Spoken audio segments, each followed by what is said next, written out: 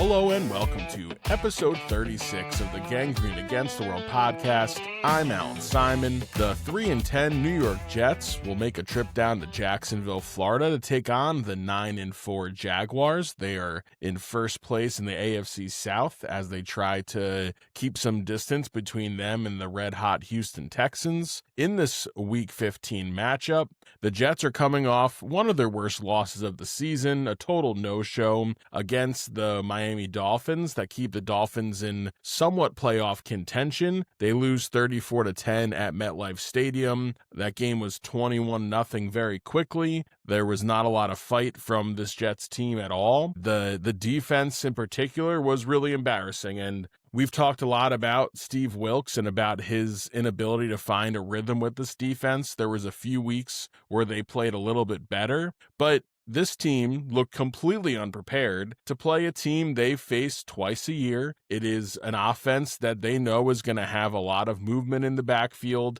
There's going to be a lot of misdirection and a lot of play action, a lot of end arounds, and you got to stay on your man.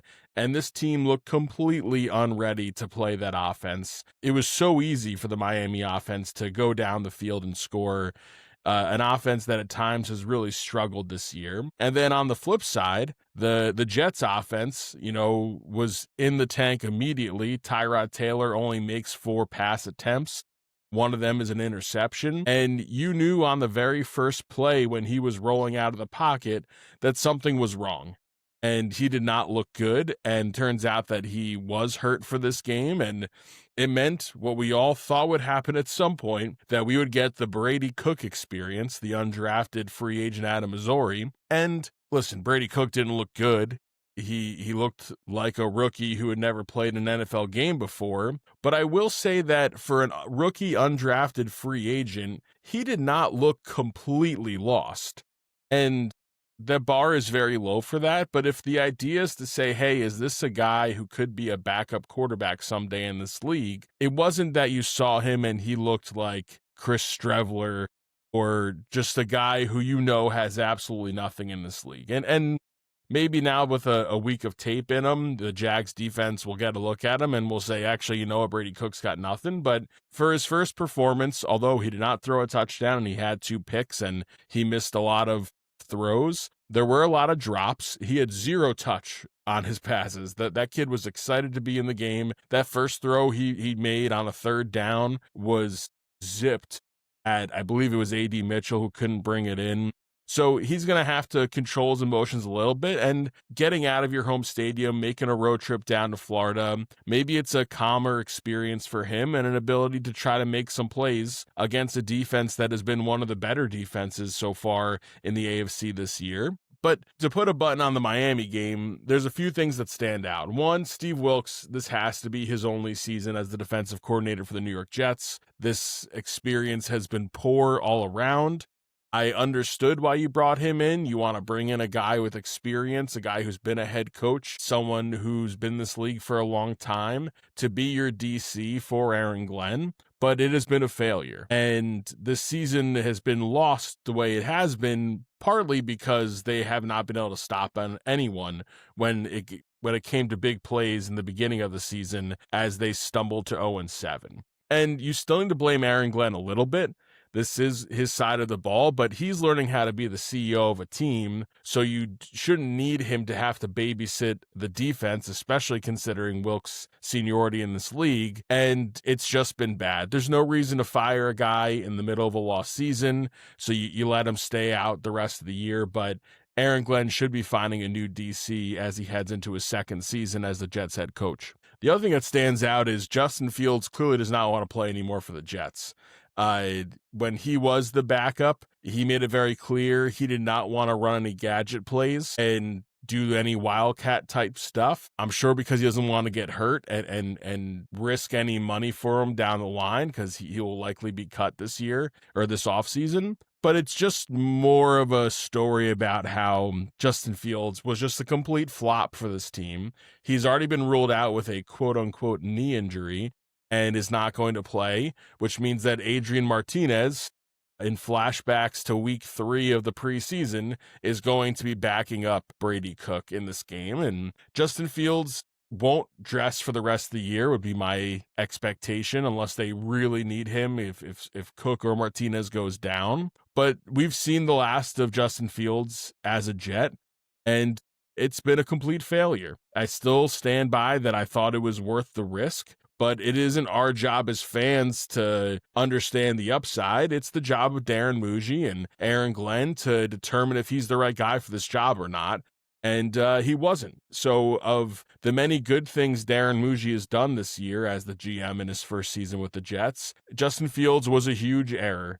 And his inability to win games cost this team a chance of having any sort of season that was worth watching, particularly in an AFC that's not very good. You look at the Dolphins with that win last week, they are very much in, they have a puncher's chance at coming in and stealing a playoff spot, as we see the Chiefs really struggle and we see the Colts plummet from what looked like a number one seed to they may not win another game as they go deep into their backups and try to turn this thing around. Daniel Jones tears his Achilles. And now that Sauce Gardner trade looks even better because you're going to be getting at worst an 18th overall pick if the Colts don't make the playoffs. So the AFC is wide open. The Bengals aren't any good. You're hearing rumblings of Joe Burrow, and maybe Joe Burrow's ready to leave. So we'll see if there's a team that looks ready to pounce and give the Bengals a big package for Joe Burrow. I would love for the Jets to try that, but it doesn't make a lot of sense for Burrow to come here to go from one bad situation to another. But what the Jets did do is they have put together pieces that seem to have life next year. For one, this offensive line, they have started the same offensive line every single game this year. That is a very respectable thing to do in the NFL today, to get to week 15 and still have the same 5 guys out there. 4 of the 5 offensive linemen are now tied up in contracts heading into next year. Josh Myers, the center who came in looking like he'd be the backup behind Joe Tippmann, but then Tippmann moves over the guard when AVT gets hurt for the year, and he's played well. He's been a starting caliber center in the NFL this year. He's rewarded with a 2-year extension. So you have your tackles for what will hopefully be the long-term future in Olu Fashanu and Membu, and then you have Tippmann, who will get another shot at guard next year, and now you have Josh Myers. So all that's left is who is going to be your guard next year. Will it be another year of Simpson? Will AVT get an extension from the Jets? I'd be surprised if they did. And then maybe that's one spot you look to fill in the draft or you fill in free agency. But this line is pretty solid. So if you're Joe Burrow, hey, I want to go start behind this offensive line that's gotten me killed the last 5 years, or do I want to go to a place that's had some consistency? And that's not, I don't think Joe Burrow is going to be an option for this team, but if you say, hey, we're going to bring in a rookie and we're not going to be able to trade up for a Mendoza, and we don't think there's really a top tier guy that you'd want to take in the, 6th, 7th, 8th overall pick range. So you take a flyer on a quarterback and then you bring in a veteran. And Breece Hall, I think they should re-sign. It looks like they have 2 worthy receivers in John Mechie and A.D. Mitchell who can play along Garrett Wilson. Then you hopefully bring in a second wide receiver. And all in all, this offense looks like one that is worthy of a quarterback coming in and stepping in and finding success early on. Mason Taylor, who's not going to play this week, has had a decent rookie campaign. He hasn't been great, but he hasn't had a great quarterback play throwing to him. And overall, I think this is a landing spot where someone can step in and have some success. So the Jets have been stable. Darren Muji has built and rebuilt an offense, but Justin Fields just didn't work. And because of that, you're left with a lot of losses. After this Jaguars game, you have another road game against the Saints. Then you have the Patriots at home, and then you have to go to the Bills. So wins might be tough for this Jets team. You could be looking at them having 3 or 4 wins, but it's not impossible for a team to turn that around if you can find a quarterback to play behind a promising offense. So we'll see how that shapes up, and we'll see as other guys audition for roles in the last few weeks. Isaiah Davis is one who needs to find some footing in this offense. He has been a real big disappointment.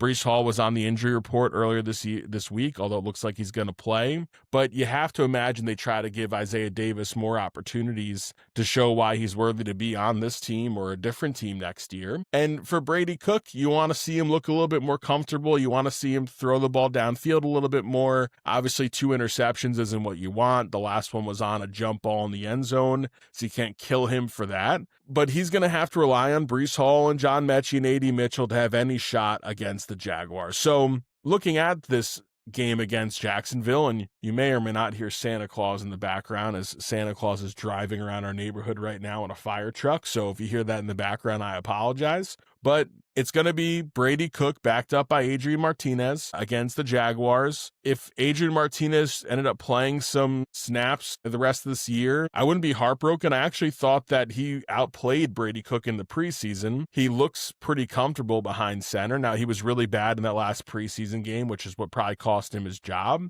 But it's going to be these two a la game 3 of the preseason in a game that actually counts against the Jaguars. So no Justin Fields, no Tyrod Taylor, no Mason Taylor, no A.Z. Thomas, and no Kiko Mauigoa. So a lot of injuries across the table for this team to throw onto the mix. It looks like Tony Adams will start playing, so we'll see more shifting at the safety position. The Jaguars themselves, the Jaguars have 9 wins. I wouldn't call them world beaters by any means. Travis Etienne's had a nice year, but not a great year, Len, with over 1,000 yards. Trevor Lawrence really hasn't been that good. 18 touchdowns to 11 interceptions. He has not played very well, but this team has found ways to win games. And the Jets secondary and the Jets linebacking core is really poor. So he should have a chance to throw the ball to Brian Thomas and to Parker Washington, and Etienne should be able to get into the mix in the passing game as well. So I don't believe the Jets have much of a chance in this game, although we just saw an upset last night with Atlanta beating Tampa Bay. Anything's possible when a team is out of it, but trying to play disruptor. But we're at the point now where even hoping for a win and counting it against Aaron Glenn if it doesn't happen doesn't make a lot of sense. You're on your 3rd string quarterback. You are on your undrafted free agent quarterback. He has done the job well enough. He has salvaged at least a little bit part of the season after starting 0-7. Another performance like they had against Miami wouldn't look great. You lose to the Saints and that could get ugly. But overall, it is all about what is on this team that's worth keeping, and particularly on the defensive side. Harrison Phillips has played through a lot of injury this year. He's a nice player that I thought that was a good trade for Minnesota, but hasn't had a huge impact. Jawan Briggs looks like he definitely should be part of this team long term.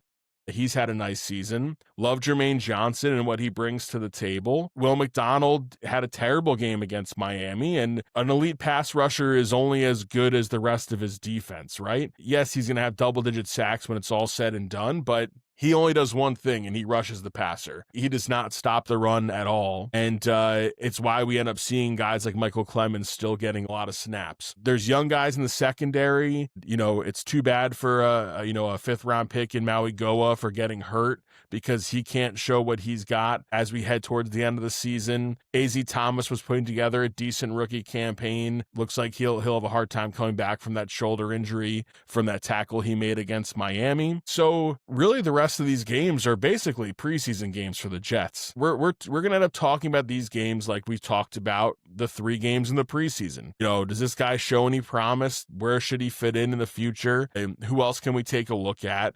It's troubling, it's upsetting that we have another season where we're doing this with the Jets, but you know what? It's really not surprising. If I were to give a prediction, Jacksonville needs this game. If Jacksonville loses this game, they're in big trouble. They've won 4 straight. Houston's won 5 straight. They split their 2 games this season already. They do not play again against each other. The Jaguars still have the Colts, but it seems like the Colts are a sinking ship. But you can't lose to the Jets if you're the Jaguars. So I predict a similar game again that we saw against Miami, something along the lines of 28-10 in favor of Jacksonville. But we're going to let the Brady Cook experience take over us. We'll see if we can keep finding some positives as we end what has been another lost season for the New York Jets. And all in all, hey, at least there's still football on. And as the stove gets a little warmer in MLB and the NBA season really starts to take shape, we know that NFL will reign supreme for another couple of months.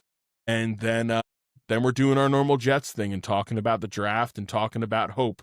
But for now, we have Week 15, the Jets at the Jaguars this Sunday, and the Jets are going to try to piece together a performance that's worthy of an NFL field, and that has not been happening all the time for this team. So this has been episode 36 of the Gangrene Against the World podcast. I'm Allan Simon. Thank you for listening.